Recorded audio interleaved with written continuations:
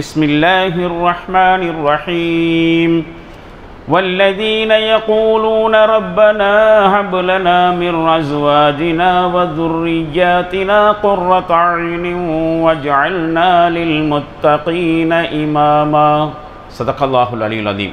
அளவிலா கருணையும் இணையிலா கிருபையும் உடைய அல்லாஹ்வின் திருப்பெயரால் எல்லா புகழும் நம் அனைவர்களையும் அவனது இல்லத்திலே அவனது இபாதத்திலே ஒருங்கிணைத்த அல்லாஹு ஜல்ல ஷானஹு தஆலா ஒருவனுக்கே உரித்தானது. சலாத்தும் சலாமும் நபிகளார் ஸல்லல்லாஹு அலைஹி வஸல்லம் அவர்கள் மீதும் அவர்களது வழிகாட்டுதலை பின்பற்றி நடக்கும் நல்லடியார் அனைவர் மீதும் குறிப்பாக இங்கே கூடியிருக்கும் நம் அனைவர்கள் மீதும் என்றும் உண்டாகட்டுமாக. அன்புக்கும் மரியாதைக்கும் உரிய அல்லாஹ்வின் நல்லடியார்களே, சூரத்துல் ஃபுர்கான் எனும் 25வது அத்தியாயத்திலே 74வது வசனம் ஓதி காண்பிக்கப்பட்டு மொழிபெயர்ப்பும் வாசிக்கப்பட்டுள்ளது. அல்லாஹு ஜல்ல ஷானஹு தஆலா இந்த வசனத்திலே எத்தகைய வழிகாட்டுதல்களை உள்ளடக்கி இந்த வசனத்தை இறக்கி அருளினானோ அவற்றை சரியான முறையில் விளங்கி செயல்படக்கூடிய நன்மக்களாக அல்லாஹ் நம் அனைவர்களையும் ஆக்கி அருள்வானாக. இந்த வசனத்திலே ஒரு குடும்பத் தலைவன் சிறந்த குடும்பத் தலைவனாக ஆவதற்கு என்ன செய்ய வேண்டும் என்கிற கருத்து விளக்கப்படுகிறது. அதற்கான சரியான விஷன் தெளிவுபடுத்தப்படுகிறது. இந்த வசனத்திலே இடம்பெறக்கூடிய 2 விஷயங்கள் தான் அதற்கான விஷன்கள். முதலாவதாக, கண்குளிர்ச்சி என்பது அல்லாஹ்விடமிருந்து அன்பளிப்பாக நமக்கு கிடைக்கணும். ஒரு விஷயம், நாம் பெற்றெடுத்திருக்கக்கூடிய பிள்ளைகள் மூலமாக நமக்கு கண்குளிர்ச்சி கிடைக்க வேண்டும். அதனை அல்லாஹ் ஒரு வரமாக அன்பளிப்பாக நமக்கு தரணும். இது முதலாவது விஷயம். அந்த பிள்ளைகளுடைய மூலமாக நமக்கு கிடைக்கக்கூடிய கண்குளிர்ச்சி என்பது அவர்களுடைய அழகு, அவர்களுடைய தோற்றம், அவங்களுடைய மேக்கப்பு, அலங்காரம், இதையெல்லாம் வச்சு வரக்கூடிய கண்குளிர்ச்சி அல்ல. அந்த மாதிரி சமயத்திலையும் ஒரு கண்குளிர்ச்சி வரத்தான் செய்யும். மக்கள், நாம் பெற்றெடுத்த பிள்ளைகள் வளர்ந்து வருகிற பொழுது சின்ன வயசில் அதற்கென்றே ஒரு அழகு இருக்கும் குழந்தைகளுக்கு. அந்த குழந்தைகள் மழலை மொழி பேசுவதும் தத்தி தத்தி நடக்கிறதோ அல்லது குளறலாக ஏதாவது வார்த்தைகளை பேசுவதெல்லாம் நமக்கு ரொம்ப சந்தோஷத்தை ஏற்படுத்தக்கூடிய விஷயங்கள் தான். பார்க்கும்போது மனசு ஒரு நிறைவடையும். அதே மாதிரி அந்த பிள்ளைகள் வளர்ந்து பெரியவர்களாகிற பொழுது, அது ஆண் பிள்ளைகளாக இருந்தாலும் சரி பெண் பிள்ளைகளாக இருந்தாலும் சரி, வளர்ந்து ஒரு பக்குவப்பட்ட வயதை அடைகிற பொழுது, கண் முன்னால் நாம் வளர்த்த பிள்ளைகள் ஆளாகி நிற்கிற பொழுதும் மனசுக்குள்ள ஒரு சந்தோஷம் வரும். இனம் புரியாத ஒரு பெருமிதம், மகிழ்ச்சி வரும். அந்த கண்குளிர்ச்சியை பற்றி இந்த வசனம் சொல்லலை. காரணம் என்னன்னு கேட்டால், அந்த மாதிரி வரக்கூடிய கண்குளிர்ச்சியை அல்லாஹ் காஞ்சி போன பதருக்கு தான் ஒப்பிட்டு வேறொரு வசனத்தில் சொல்லியிருக்கிறான்.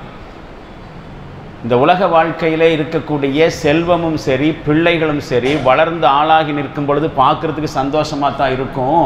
ஆனால் அது எது மாதிரி சந்தோஷம் தெரியுமா?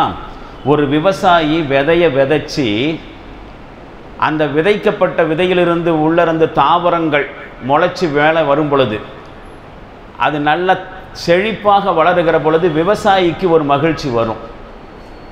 நான் விதைச்ச விதையிலிருந்து உற்பத்தி ஆகியிருக்கு, என்னுடைய முயற்சியால் வந்திருக்கக்கூடிய வளர்ச்சி, செழிப்பு விவசாயிக்கு ரொம்ப சந்தோஷமாக இருக்கும். ஆனால் அந்த சந்தோஷம் சில சந்தர்ப்பங்களில் அப்படியே ஆவியாக போயிடும். அந்த செழித்து வளர்ந்து நிற்கக்கூடிய பயிர்கள் வெயில் பட்டு காஞ்சி போயிடுச்சுன்னா, வறட்சி ஏற்பட்டு காஞ்சி போயிடுச்சுன்னு சொன்னால் கொஞ்ச நேரத்தில் கொஞ்ச நாளில் அது பதறாகி போயிடும். விவசாயி துக்கப்படுவான்.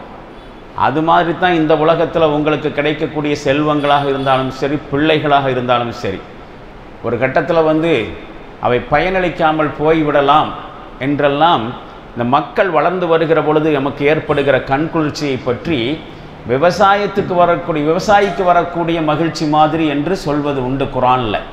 அப்போ இந்த இடத்துல பிள்ளைகள் மூலமாக, மனைவிகள் மூலமாக எங்களுக்கு கண்குளிர்ச்சியை தருவாயாக என்று சொல்லுகிற கண்குளிர்ச்சி என்பது அவங்களுடைய வெளி தோற்றத்தின் அடிப்படையில் கண்குளிர்ச்சி அல்ல. அவர்கள் ஈமான்தாரிகளாக, இஸ்லாமிய பிடிப்புள்ளவர்களாக, இஸ்லாத்தை முழுமையாக பின்பற்றக்கூடிய ஒரு உணர்வும் செயல்பாடும் இருக்கக்கூடியவர்களாக இருக்கும் பொழுது அவங்கள பார்த்தோன்னே இயற்கையிலே பெற்றவங்களுக்கு ஒரு கண்குளிர்ச்சி ஏற்படும்.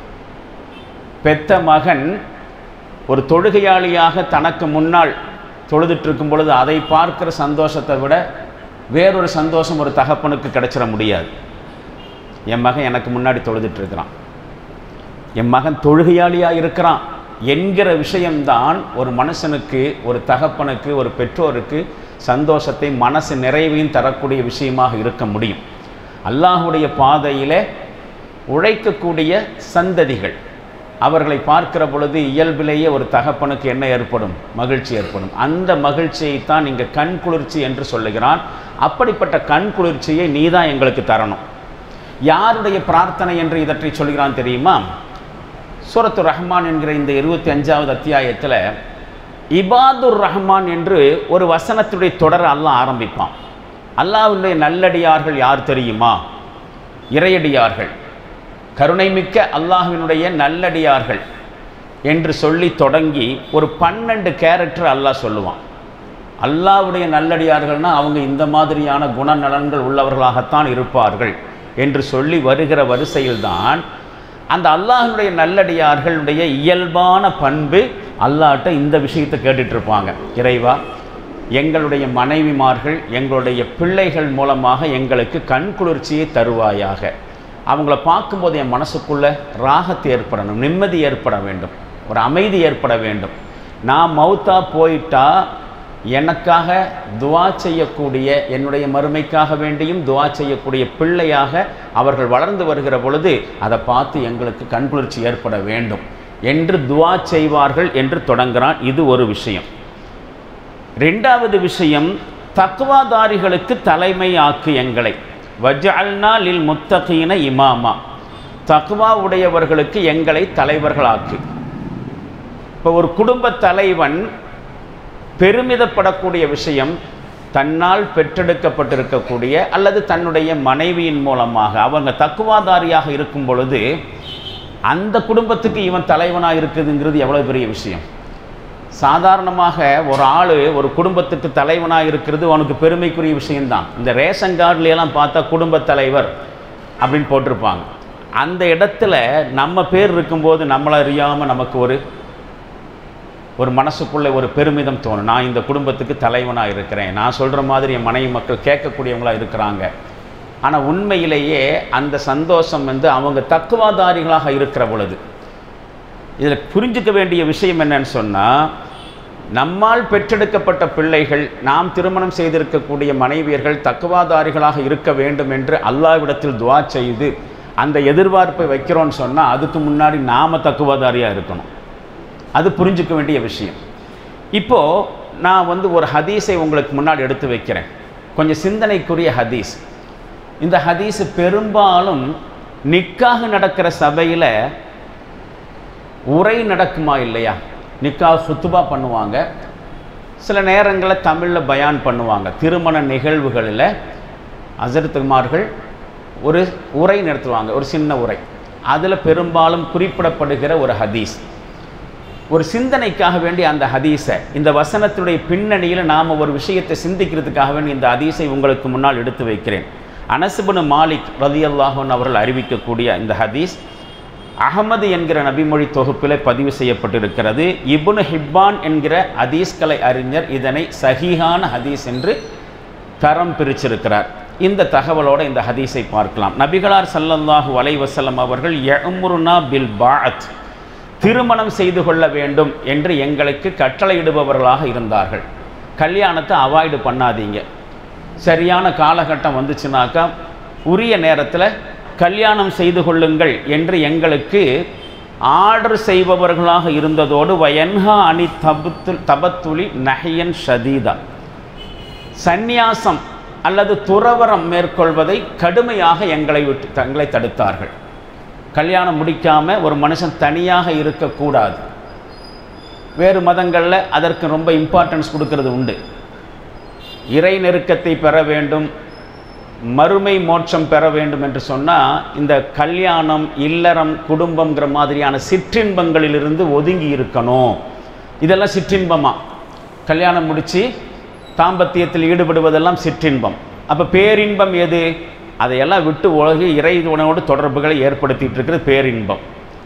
அப்போ கல்யாணம் முடிக்காமல் இருக்கிறது, துறவரம் மேற்கொள்வது, சந்நியாசம் மேற்கொள்வது வேறு மதங்களில் புண்ணிய செயலாக பார்க்கப்படுகிறது.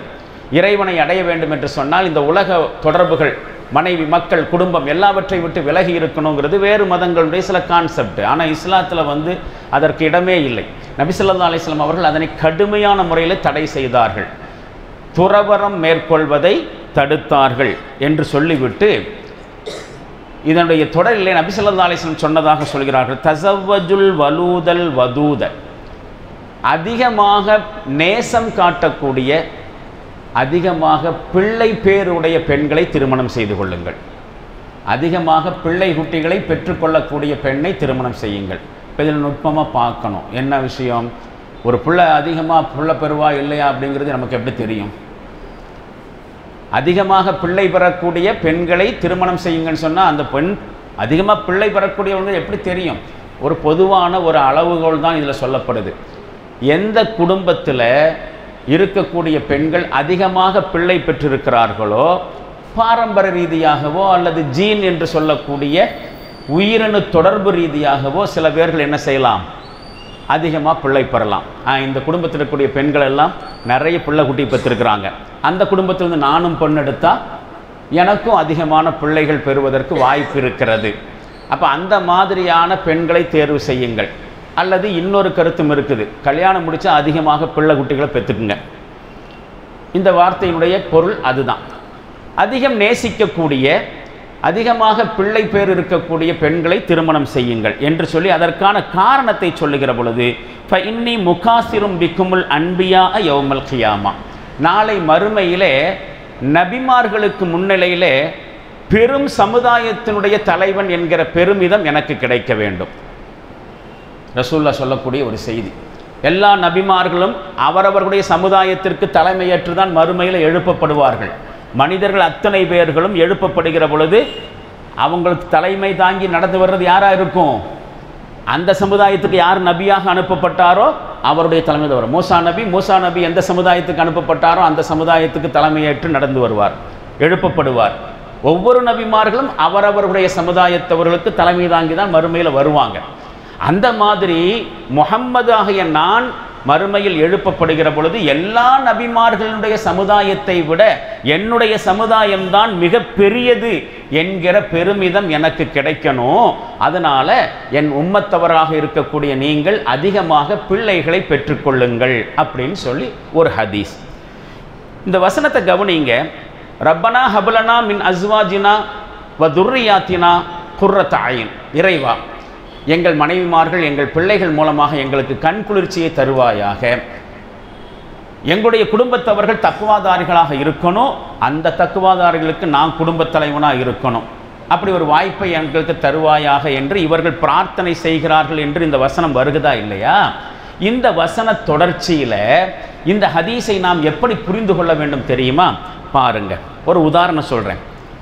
நாம் நம்முடைய பிள்ளைகளை எப்படி உருவாக்க வேண்டும் என்பதற்கான ஒரு சித்திரம்தான் இந்த ஹதீஸ்.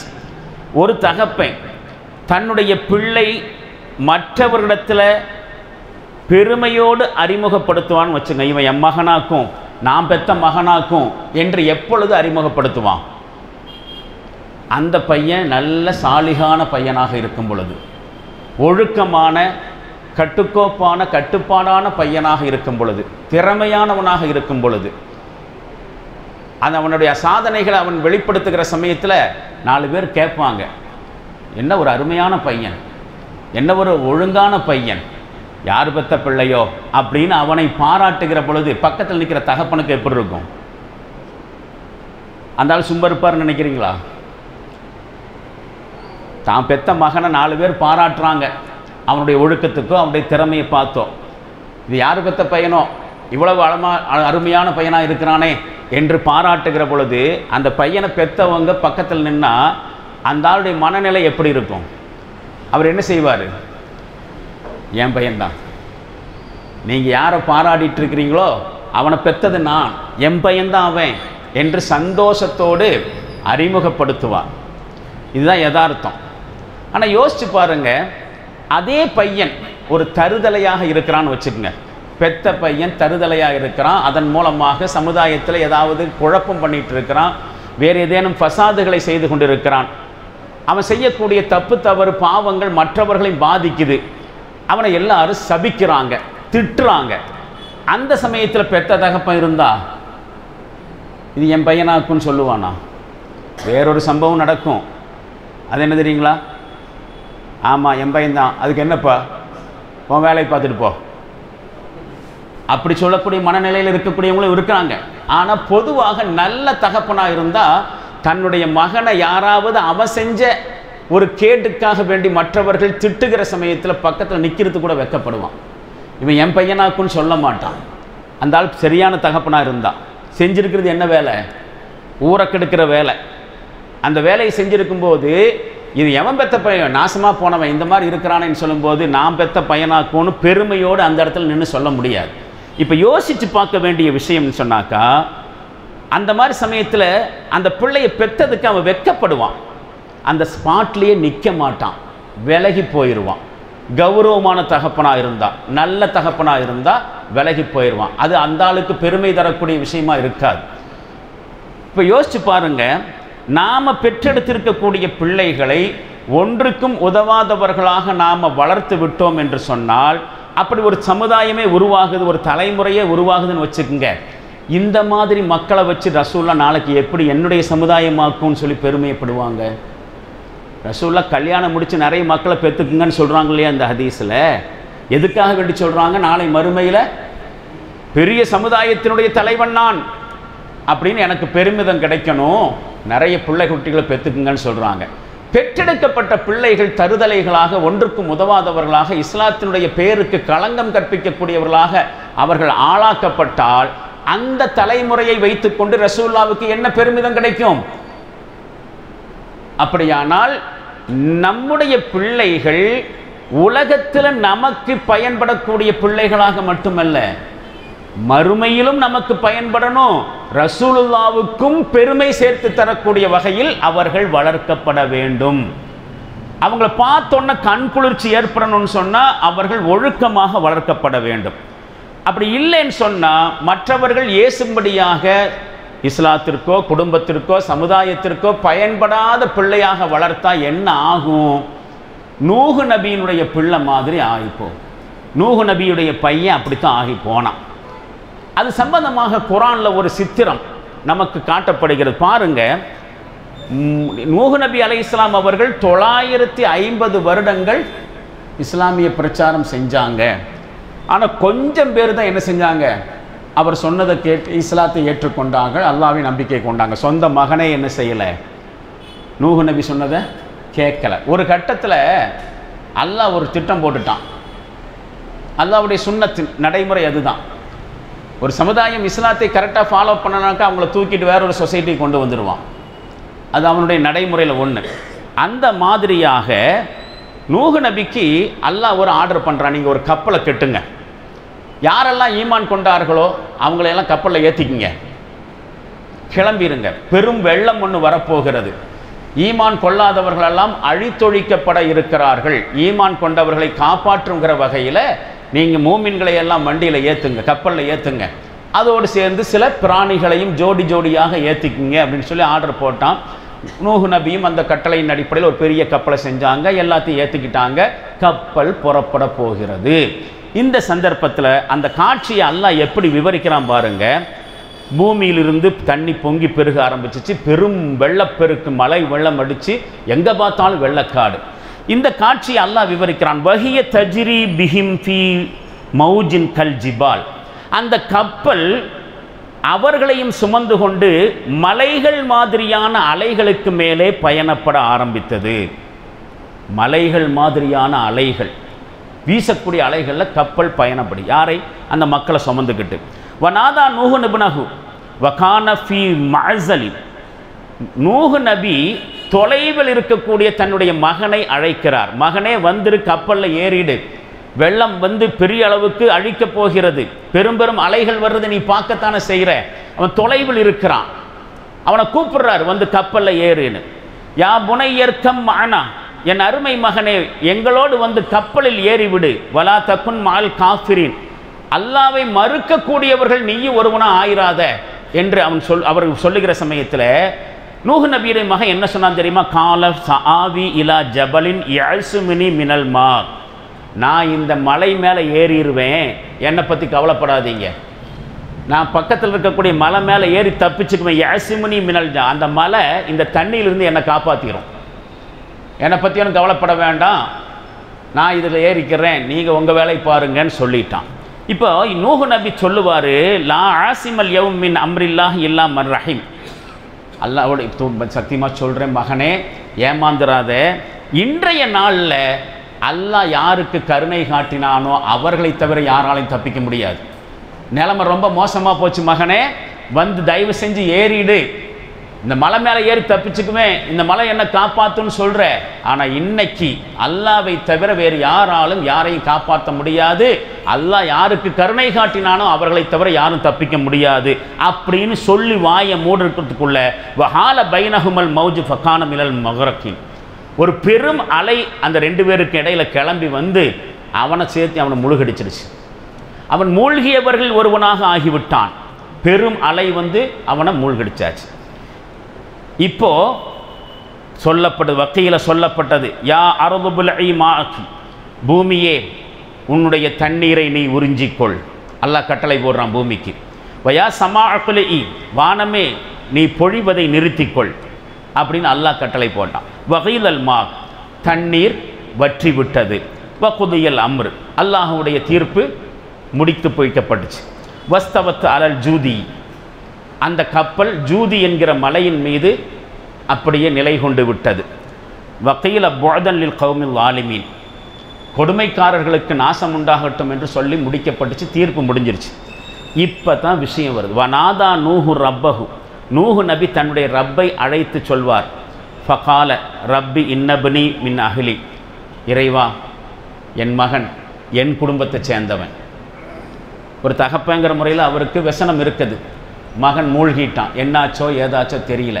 இப்போ மலை மேலே கப்பல் நிலை கொண்ட உடனே அல்லாவை கூப்பிட்டு சொல்வார், இன்னபனி மின் அஹ்லி, இறைவா என் மகன் என் குடும்பத்தை சேர்ந்தவன். வைன்ன வாழ்தக்கல் ஹக்கு வான் தஹக்கமல் ஹாக்கிமின், உன்னுடைய வாக்குறுதி உண்மையானது, நீ தீர்ப்பளிக்கக்கூடியவர்கள் மிகச்சிறந்த தீர்ப்பளிக்கக்கூடியவன், என் மகனை எப்படியாவது காப்பாத்துன்னு ஒரு கோரிக்கை வைக்கிறார்.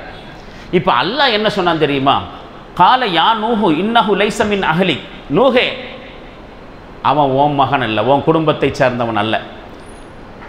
இன்னஹு அமலுன் கைரு சாலிஹின், உன் மகன் வீணா போனவன், அவன் நல்லவன் அல்ல, உன் குடும்பத்தை சார்ந்தவனும் அல்ல. ஃபலா தஸ்அல்னி மா லைஸ லக பிஹி இல்முன், எதை பற்றிய ஞானம் உனக்கில்லையோ அது விஷயமாக என்னிடம் கேள்வி கேட்காதே.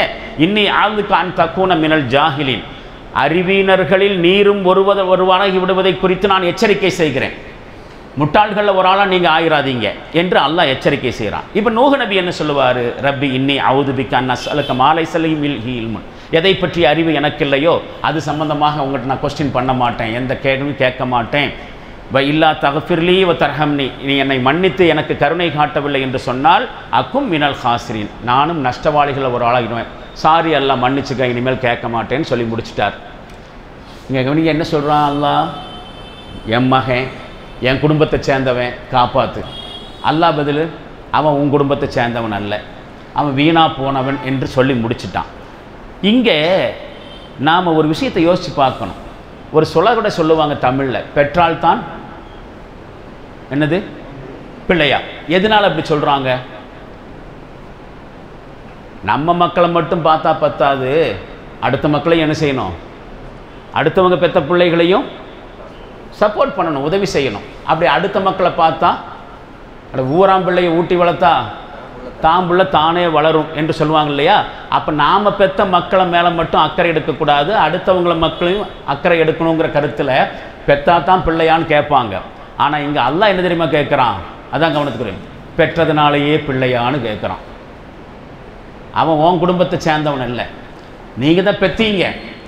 இதிலிருந்து நாம் புரிஞ்சிக்க வேண்டிய முக்கியமான விஷயம் இருக்குது. நாம் பெற்றெடுத்தனாலேயே நமக்கு உண்டானவர்கள் நம்முடைய பிள்ளைகளாக ஆக முடியாது. அவர்கள் எப்பொழுது இஸ்லாமிய கொள்கைகளை ஏற்றுக்கொண்டு இஸ்லாமிய வழியிலே அல்லாஹ்வுடைய வழியிலே நடைபோடுவார்களோ அப்போ தான் யார் அவங்க? நம்முடைய ஃபேமிலி மெம்பர்ஸ். அது நாம் பெற்ற மக்களாக இருந்தாலும் சரி, நம்மை பெற்ற பெற்றோர்களாக இருந்தாலும் சரி, நாம் திருமணம் முடித்தவர்களாக இருந்தாலும் சரி, திருமணம் முடித்ததன் மூலமாக வந்த உறவுகளாக இருந்தாலும் சரி, யாராக இருந்தாலும் சொந்தக்காரன் எப்படின்னு எப்போ ஆவான் தெரியுமா? அகீதாவின் அடிப்படையில், கொள்கையின் அடிப்படையில். நாம் பெற்றனாலேயே பிள்ளையார முடியாது, நம்மளை பெற்றதுனாலேயே வாப்பா உமாக ஆயிட முடியாது, நாம் கல்யாணம் முடித்ததுனாலேயே அவங்க நமக்கு மனைவி ஆயிட முடியாது. இஸ்லாமிய வழியில் நாமும் நடக்கணும், அவங்களும் இருக்கணும். அப்போ நாமெல்லாம் சொந்தம், இஸ்லாமிய சொந்தம். சுருக்கமாக சொன்னால் இஸ்லாம் என்பது பை பர்த் வருவதல்ல. பெற்றெடுக்கிறனாலேயே நம்மளாம் முஸ்லீம் ஆயிட முடியாது, அவங்க இஸ்லாமிய வழியில் இருக்கணுங்கிறது தான். அதுதான் நூஹ் நபிக்கு பார்த்து அல்லாஹ் சொன்ன அட்வைஸு. நீங்கள் பெற்ற மகனாக இருக்கலாம், ஆனால் அவங்க உங்கள் குடும்பத்தை சேர்ந்தவன் இல்லை, அவன் வீணாக போன பையன், அவன் நிராகரிக்கக்கூடியவர்கள் ஒருவனாக ஆகிவிட்டான். அப்படி இருக்கும்போது நீங்கள் பெற்றதுனாலேயே அவன் எப்படி உங்களுக்கு மகனாக முடியும்? அப்படிப்பட்ட மகன்களை பார்த்து யாருக்கு கண் குளிர்ச்சி வரும்? இந்த வசனத்தில் சொல்லக்கூடிய விஷயம் அதுதான். இப்போ பாருங்க, நாம் யோசித்து பார்க்கணும். என்ன விஷயம் தெரியுமா? காடு வரையில் கடைசி வரைக்கும் பிள்ளைகள் வரணும். கடைசி வரைக்கும்னா மறுமை வரைக்கும் பிள்ளைகள், நம்ம பெற்றெடுத்த பிள்ளைகள் நமக்கு சப்போர்ட்டர்களாக இருக்கணும். சாதாரணமாக அப்படித்தான் சொல்லுவாங்க, வீடு வரை உறவு, வீதி வரை மனைவி, காடு வரை பிள்ளை, கடைசி வரை யாரோன்னு ஒரு சினிமா பாட்டில் ஒன்று வரும். என்னது? இறந்து போனால் வீடு வரைக்கும் உறவுக்காரங்க வருவாங்க, வீட்டோட திரும்பி போயிடுவாங்க. வாசல் வரைக்கும், வீதி வரைக்கும் பொண்டாட்டி கதறி எழுதிட்டு வருவா, அதுக்கு மேலே கூட வர்றதுக்கு அவளும் வரமாட்டா. கபரில் கொண்டு போய் வைக்கிற வரைக்கும் காடு வரை பிள்ளை வருவான். அது இடுகாடாக இருந்தாலும் சரி, சுடுகாடாக இருந்தாலும் சரி. நம்மளை வாப்பாவாச்சே, அந்த ஆள் தனியாக போய் இருட்டில் படுக்க போகிறாரு அப்படின்னு சொல்லிட்டு கூட நானும் போய் படுப்பேன் அப்படின்னு சொல்லி எந்த மகனும் வரப்போகிறது இல்லை. அப்போ அவன் சொல்கிறான், அந்த மாதிரி கடைசி வரைக்கும் இருக்க, காடு வரைக்கும் பிள்ளை வருவான், கடைசி வரைக்கும் யார் வருவா அப்படின்னு ஒரு பாட்டு. ஆனால் நமக்கு கடைசி வரைக்கும் வர வேண்டியது எது, யார் அப்படிங்கிறது புரிஞ்சு வச்சுருக்கணும். கடைசி வரைக்கும்னா கபர் வரைக்கும் மட்டுமல்ல, கபரை தாண்டிய இன்னொரு வாழ்க்கை இருக்கா இல்லையா, மறுமை வாழ்க்கை. அது வரைக்கும் எது நம்ம கூட வரணும், யார் வரணும், யார் வருவா, எது வரும் அப்படிங்கிறது ஒரு முஸ்லீம் புரிஞ்சு வச்சிருக்கணும். நான் இப்போ 2 ஹதீஸை சொல்கிறேன். ஒன்று, இதா மாத்தல் இன்சானு இன்கத அமலுஹு இல்லா மின் சலாசத்தின். ஒரு மனிதன் இறந்து விட்டால் அவனை தொடர்ந்து எல்லா செயல்களும், உலகியல் ரீதியான அத்துணை செயல்களும் அவனை விட்டு துண்டிக்கப்பட்டு விடுகின்றன, அருந்து விடுகிறது. 3 தவிர துனியாவில் அவன் என்ன செஞ்சு வச்சிருந்தாலும் சரி, மவுத்தோட எல்லாம் துனியாவிலே நின்றோம்.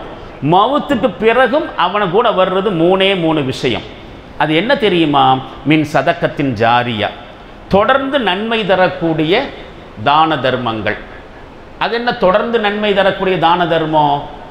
தான தர்மம், ஒரு ஆள் பசியோடு வர்றாருங்க, அந்த ஆளுக்கு ஒரு சாப்பாடு வாங்கி கொடுத்தோம், அந்த நேரத்தில் அந்த ஆளுடைய பசி போச்சு, அது சதக்கா தான், அது அந்த நன்மை கிடைக்கத்தான் செய்யும். ஆனால் சதக்கத்தின் ஜாரியாங்கிறது இதுக்கு அடுத்த கட்டம். என்ன என்று கேட்டால், ஒரு கிணறு வெட்டிட்டு போகிறோம், அந்த கிணத்திலிருந்து எவ்வளவு காலத்துக்கு எத்தனை மக்கள் பயன்பெறுவார்களோ அத்தனை மக்களுடைய நன்மையும் அத்தனை காலத்துக்கும் இறந்த பிறகும் நமக்கு நன்மையாக தொடர்ந்து வந்துட்டே இருக்கும். தொடர்ந்து வரும் நன்மை. ஒரு மரம் நட்டுட்டு போகிறோம், அந்த மரத்தின் மூலமாக எத்தனை பறவைகள், எத்தனை விலங்குகள், எத்தனை மனிதர்கள் பயன்பெறுவார்களோ, எத்தனை காலத்துக்கு பயன்பெறுவார்களோ அவ்வளவு நன்மைகளும் இறந்த பிறகும் நமக்கு வந்துட்டு இருக்கும். ஒரு பள்ளிக்கூடம் கட்டிட்டு போகிறது, அல்லது யாராவது மாணவர்களுக்கு உதவி செய்வது, நல்லவர்களுக்கு உதவி செய்கிறது, அந்த நன்மைகள் எவ்வளவு காலம் துனியாவில் நடக்குமோ அவ்வளவு நன்மைகளும் நமக்கும் இறந்த பிறகும் கிடைச்சிட்டே இருக்கும். இதுக்கு பேர் தான் சதக்கத்தின் ஜாரியா. இது மௌத்தா போன பிறகும் நமக்கு கிடைச்சிக்கிட்டே இருக்கும். நாம மௌத்தா போனாலும், நம்ம உசுரோட இருந்து அமல் செய்யாவிட்டாலும், நம்மால் உருவாக்கப்பட்டவர்கள் அமல் செய்கிற பொழுது அந்த அமலினுடைய நன்மைகள் நமக்கும் அந்த கிரெடிட் கிடைச்சிக்கிட்டே இருக்கும். இது சதக்கத்தின் ஜாரியா. 2வது, அவ் இல்முன் யுன்தஃபஉ பிஹி, பயனளிக்கக்கூடிய கல்வி.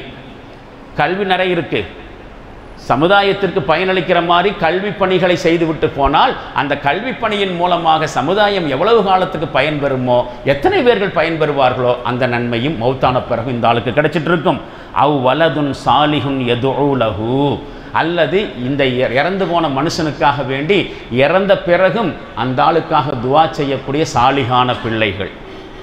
அந்த சாலிகான மக்கள் எவ்வளவுக்கு எவ்வளவு அந்த ஆளுக்கு துவா செய்வாங்களோ அந்த நன்மையும் அந்த ஆளுக்கு கிடைக்கும். அப்போ மரணத்திற்கு பிறகும் நமக்கு பயனளிக்கக்கூடிய, கடைசி வரைக்கும் பயனளிக்கக்கூடிய, மறுமை வரைக்கும் பயனளிக்கக்கூடிய ஒரு விஷயம் நாம் பெற்றெடுத்திருக்கக்கூடிய சாலிகான நல்ல பிள்ளைகள்.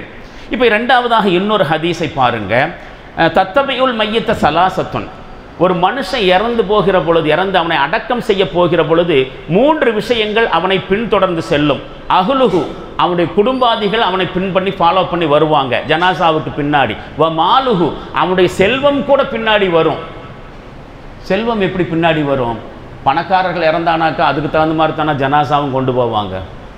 ஏழை இருந்தவனாக்கா அவ்வளோ பெரிய ஆடம்பரம் இருக்காது. ஒரு கால் இறந்து போகிற பொழுது அந்த செல்வமும் கூட ஜனாசாவை பின்தொடர்ந்து போகும். அதே மாதிரி அமலுஹு, அவன் செய்த நல்ல செயல்களும் அவனை பின்தொடர்ந்து செல்லும். நல்ல செயலாக இருக்கணும், கெட்ட செயலாக இருக்கும், அவனை ஃபாலோ பண்ணிட்டு போகும். ஃபயர்ஜி வைஸ்னானி வயபுக்க ஆகதும், 2 இடைவழியிலேயே திரும்பிவிடும், 1 மட்டும் அவங்க கூட போகும். என்ன? எர்ஜி அஹ்லுஹு வ மாலுஹு, அவனுடைய குடும்பமும் அவனுடைய செல்வமும் பாதி வழியிலேயே திரும்பிவிடும், கபிரிஸ்தானோட முடிஞ்சிரும்.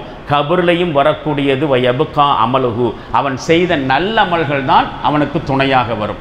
அப்போ கடைசி வரைக்கும், மறுமை வரைக்கும் யார் நமக்கு பயன்படுவா, எது நமக்கு பயனளிக்கும் என்பது இந்த 2 ஹதீஸில் சொல்லப்பட்டு இருக்கிறது. இப்போ இந்த வசனத்துடைய கடைசியாக, இந்த உரையினுடைய கடைசியாக, நாம் பிள்ளை பெறுவதற்கு நோக்கங்களாக சில விஷயங்களை வச்சுருக்கிறோம். ஒரு மனுஷன் எனக்கு பிள்ளை குட்டி வேணும் அப்படின்னு ஆசைப்படுறான்னு வச்சுங்க. அந்த ஆசைக்கு பின்னாடி என்ன காரணம்? நான் யோசித்த வரைக்கும் ஒரு 6 காரணம். நான் யோசித்த வரைக்கும் ஒருத்தன் எதுக்காக வேண்டி எனக்கு மக்க குட்டி வேணும்னு நினைப்பான். எனக்கு தெரிஞ்ச வரைக்கும் 6 காரணம். இந்த 6 காரணத்தை நான் வரிசையாக சொல்கிறேன். இது அல்லாமல் வேறு காரணம் இருந்தால் நீங்களும் சொல்லலாம். முதலாவதாக சுய கௌரவம். எனக்கு மக்க வேணுங்கிறதுக்கு எதிர்பார்க்கறதுக்கு பின்னாடி இருக்கிற சுய கௌரவம். என்ன சுய கௌரவம் தெரியுமா? என்னை யாரும் மலடன்னு சொல்லிடக்கூடாது. உண்டா இல்லையா?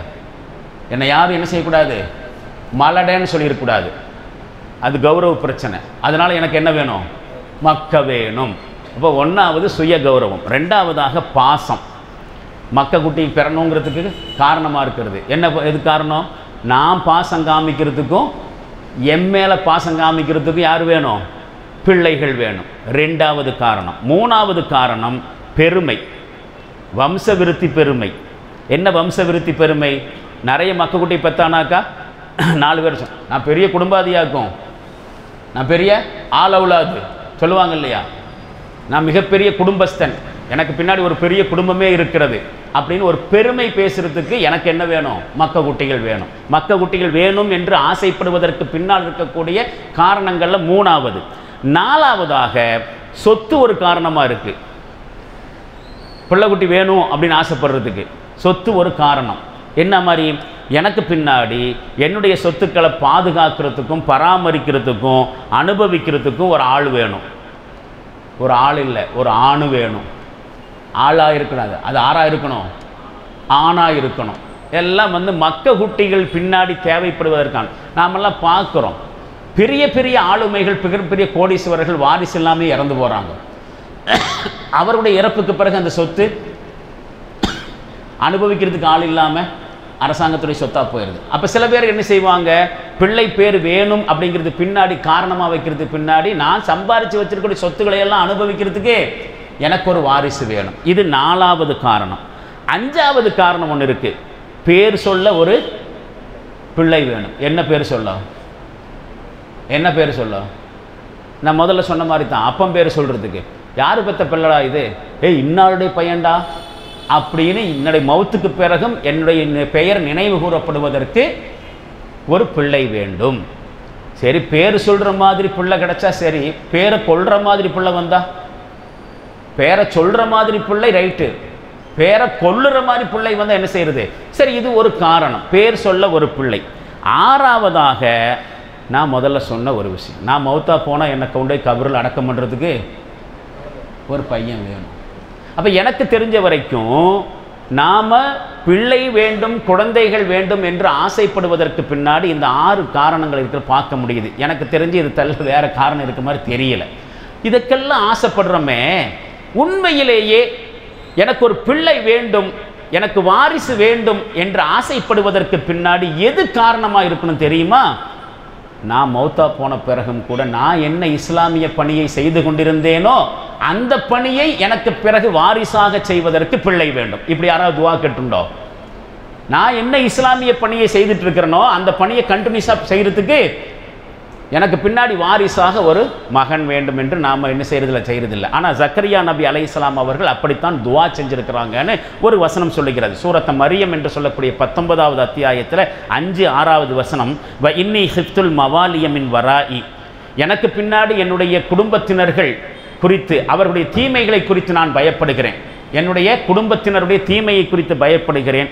வகானத் இம்ராத்தி ஆக்கிரா, என் மனைவியோ மலடியாகவே இருக்கிறாள். ஃபஹபலி மில்லதுன்க வலியன் எரிசினி, உன் தரப்பிலிருந்து எனக்கு பக்கபலமாக ஒரு துணையை கொடு. எரிசினி வ எரிசுமின் ஆல் யாக்கூப், அவர் எனக்கு யாக்கூபினுடைய சந்ததியர்களுக்கும் அவர் ஒரு வாரிசாக திகழ வேண்டும். யாக்கூபு நபி, ஜக்கரியா நபி. என்ன வேலை செஞ்சுருப்பாங்க?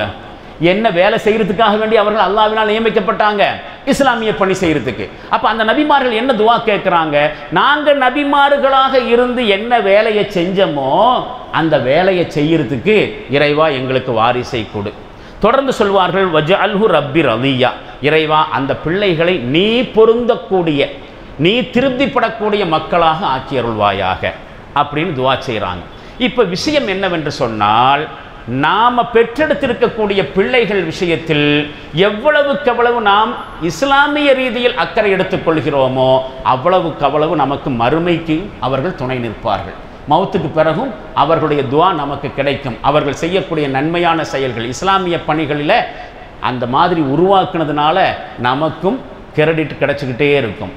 அதே நேரத்தில் கொஞ்சம் கவனக்குறைவாக இருந்து விட்டால், ஏதோ வளர்த்துனோம், படிப்பை கொடுத்தோம், கல்யாணத்தை முடித்து கொடுத்தோம், மக்க குட்டியை பெற்றாச்சு, பேரம்பேத்தி எடுத்தாச்சு, பார்க்குறதுக்கு நல்ல, அது பத்தாது, அது நிறைவல்ல.